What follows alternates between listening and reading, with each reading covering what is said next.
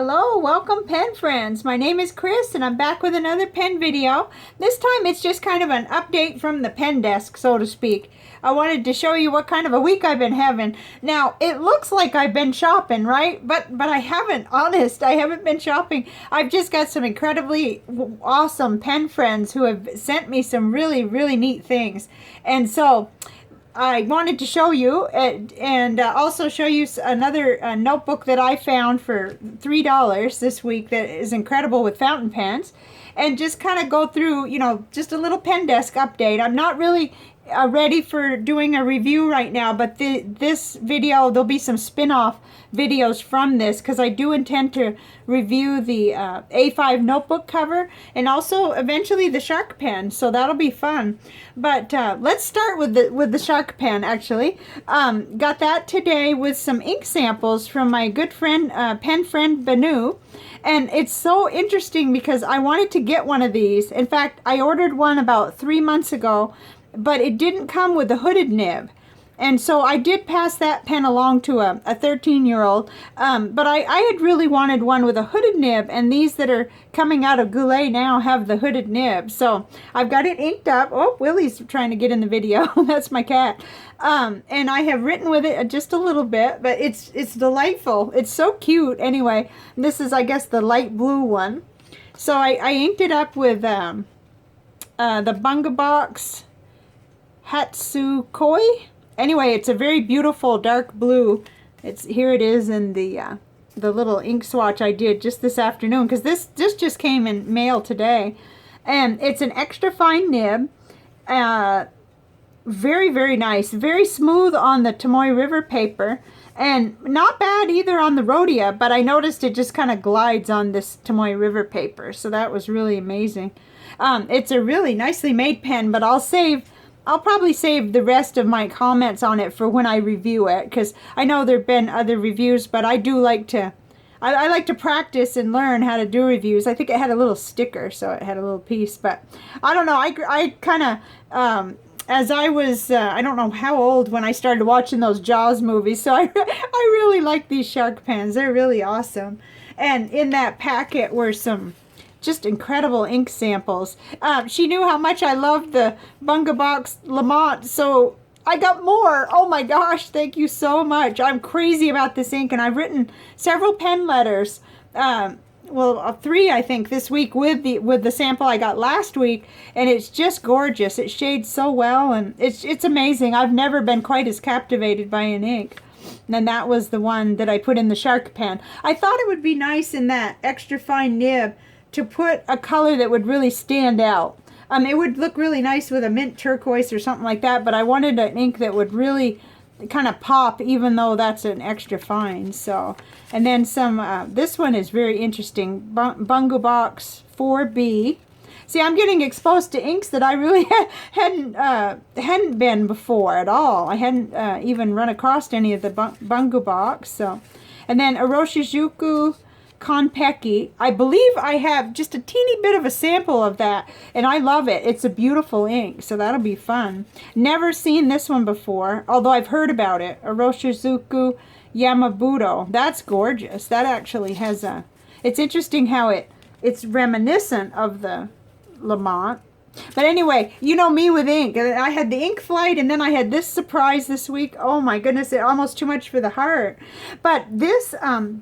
Actually, I want to talk about this in depth at the end because I want to show you how I did inside. But this is an A5 notebook cover, which is made by the same company that my pen case, the Lihit Lab, makes it. And this is that Cordura. I guess it's like nylon. But I won't do a full review today. But this was my awesome pen friend Sharon sent me this. So thank you very much. But let's put that here because I want to have the full area when I talk about that, so I can open it and show you what's going on in my ink journal actually. So I'll go over these two little items here first. So this week what has really occupied me is I had 2 gifts to make. I have a nephew turning 13, and his has already been mailed out because it really needed to get in the mail. And I did him a composition size camouflage one, like the larger Dallas Cowboy one. And this is for my niece, that her and her daughter both have their birthdays tomorrow. So I thought hers is smaller, but I thought I'd make it special by putting a little cowboy boot on the side. And this is a pocket size. I'm still not feeling like the quality of what I'm making is ready to be sold, but I'm practicing all the time, and that's good because I do love doing this, and I can see myself maybe doing an Etsy shop in the future, but I'd like to get better. I don't want to be still working out kinks and stuff. I'm getting close to where I'm confident with what I'm doing. It's too bad that this material hadn't been a little bit easier to cut and still preserve this star. I had to kind of choose where to place it, but that's something that I also am a little out of practice with.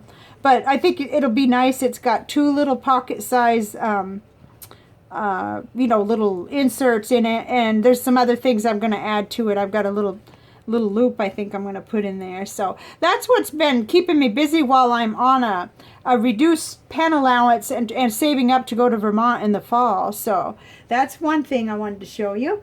And then now this one I made just because I had a spare card. It was a plain craft card that I had laying around, and I cut it and just rounded the corners. And then I had, it's that caliber paper from CVS.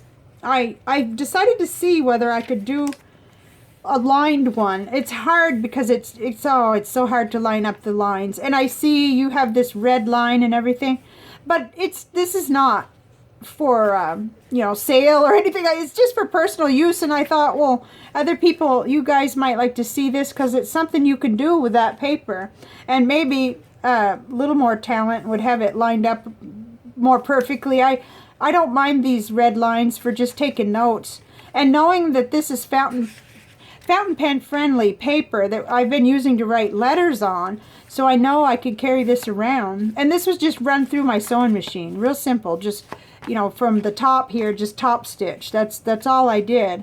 So with I guess it's an off-white thread. It's a real strong thread, like it said all-purpose, and I think it's polyester cotton mix or something. But anyway, I thought I'd just talk about that because this is nice in that I could decorate it any way I want now that it's just plain like that.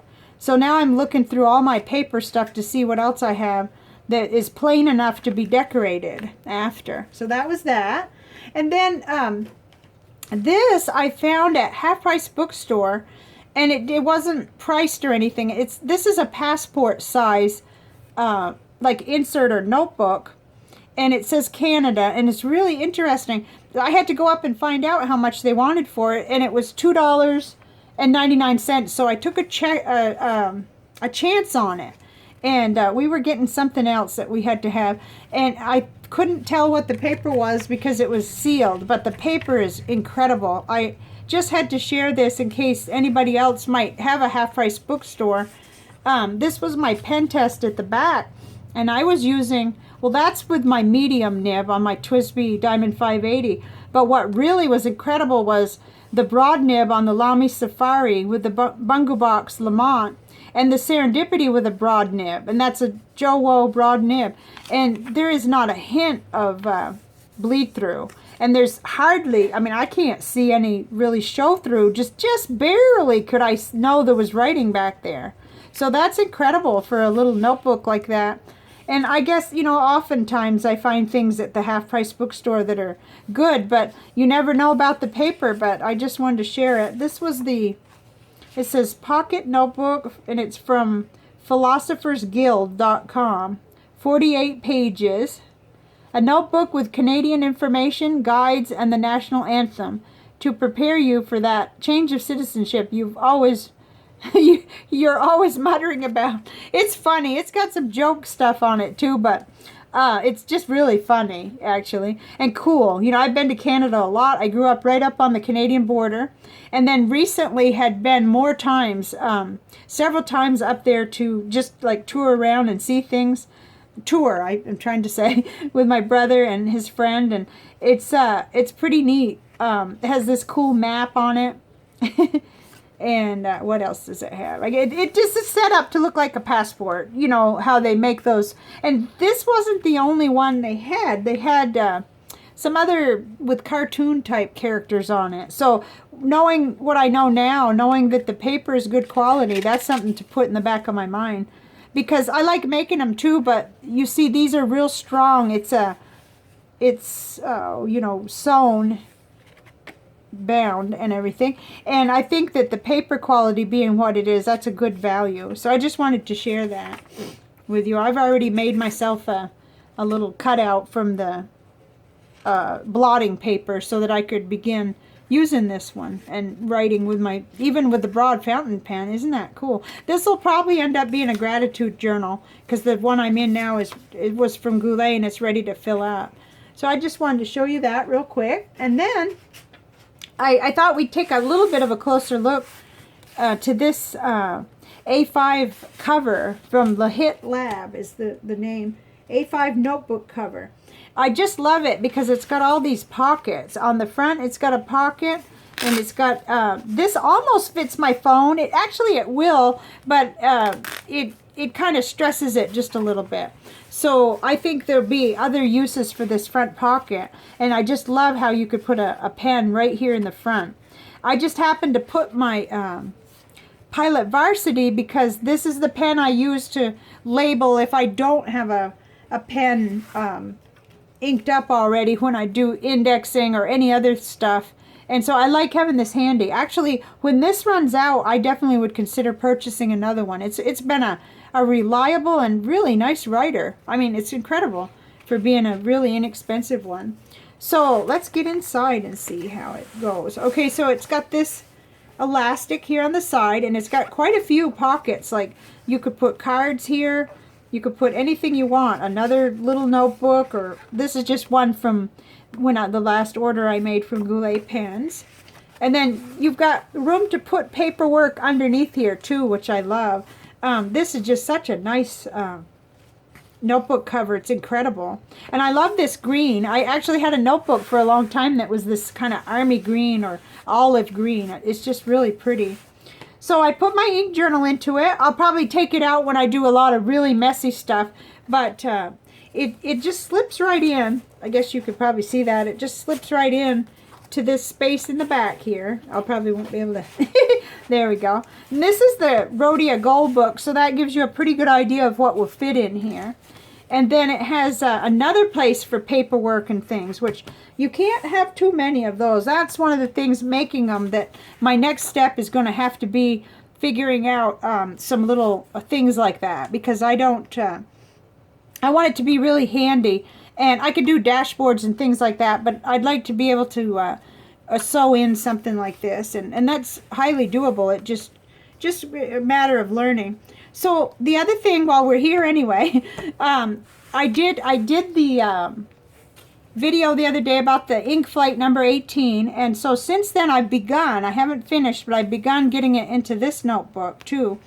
And so I've got this taped in, and each one of the inks on the Rhodia paper.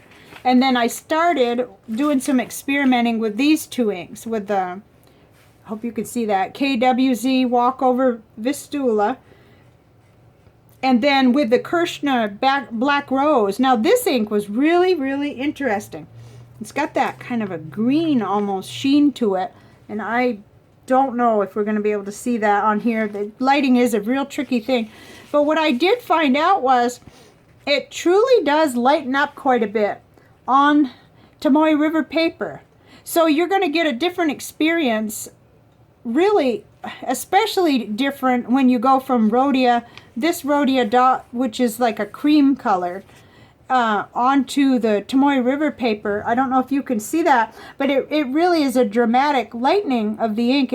It goes on really dark, and it looks like it's going to look like Noodler's Black Swan and Australian Roses, and then it goes ahead and kind of becomes lighter. In fact, the letter I was writing yesterday, I swear it ended up lighter. I wrote to someone who had expressed interest in the ink because I thought maybe she'd enjoy seeing what it looked like. And then I felt bad because I forgot to enclose maybe a little sample of the difference between what it looks like on Rhodia. So that's where I'm at. I haven't, I'm trying to compare in the Serendipity pen. That's why I haven't gotten further, because I go ahead and finish letter writing in between with each dip. And so I haven't gotten all of them done yet, but that'll be lots of fun to do, because these are just incredible colors. And then I guess going backwards, I may have already been in, I can't really remember, guys, whether I showed you. I was doing some comparison of the Bungubox Lamont, which I'm just crazy about. It's just incredible ink. And I'm so thankful to have, I've already worked my way down on the first sample, and today I just squealed when I got the mail and there was more. There's more. Oh my gosh. She's like saving me from, you know, breaking my pen allowance. So it's just incredible. Thank you so much. And let's see, going backward. Okay, we already covered the TWSBI, and I know I covered that. But I'm getting where I'm not so shy about making a mess on these pages and going ahead and working on them. And I'll have some tape-ins and some other things. But I just wanted to give you a quick look, and then I'll do a complete review on this because I want to use it longer, see how it works. I know it's going to hold up, though. I can tell, and I really trust that company, too. I've got a pen case I've had for well over a year and used it heavily, and it's held up really good. So I just thank my generous pen friends so much. And we have crystal, but we have a little bit different because I got out several today of the same one, and there was a reason behind it. Whoops, I guess I should have closed that so I don't drop it. But this is the one that I wear a lot because I just like it in the raw form like this. And I found it for a really reasonable price quite a while ago at Solomon's Mine. And this is just a cheap, like a dog tag chain. But I like those chains. I really do, because they're short enough. And I wear this a lot, and I feel like it has a real calming kind of presence and everything to it. And then this is one of the ones, the raw form that's still attached to the rock. And then this is just to show how, really, I even have a lighter colored one than this one. They can be really, really light, almost pale lavender, and then they can get really dark like this little piece here. So it kind of varies quite a bit, and that even from one side of the other of the piece, it varies. But I had it on my mind this week because this type of a crystal, they say, I'm told, is really good for goal setting and intention setting. Kind of, it helps. It's that kind of energy that helps you access, you know, what's really important. So I've got this book out so that we can look in Crystals by Jenny Harding and kind of see a little bit about it. And I added this because I just read this from a trusted source that that's something that you could use in your meditation, or as your, this is the time when the moon is it's a new moon. I was going to say full moon, but no, it's a new moon, and it's time for intention setting and that kind of thing, kind of goals and what do I really want to be accomplishing and stuff like that. So in here, it talks about wearing the amethyst to help calm mental stress. Place under the pillow to improve quality of sleep. Oh, I should be doing that because I don't know what's going on with the wild dreams lately, but I dreamed that someone was after me with a crossbow, which I've never even seen one, but anyway, other than the movies, so I don't know what's going on. Wild energy, I guess. Okay, so it says it's a dark, vivid purple in a variety of shades to pale lilac. So popular as a clear, purifying crystal, helping to ward off negative influences and protect from environmental stress. Calms the nervous system and brain, easing headaches and migraines.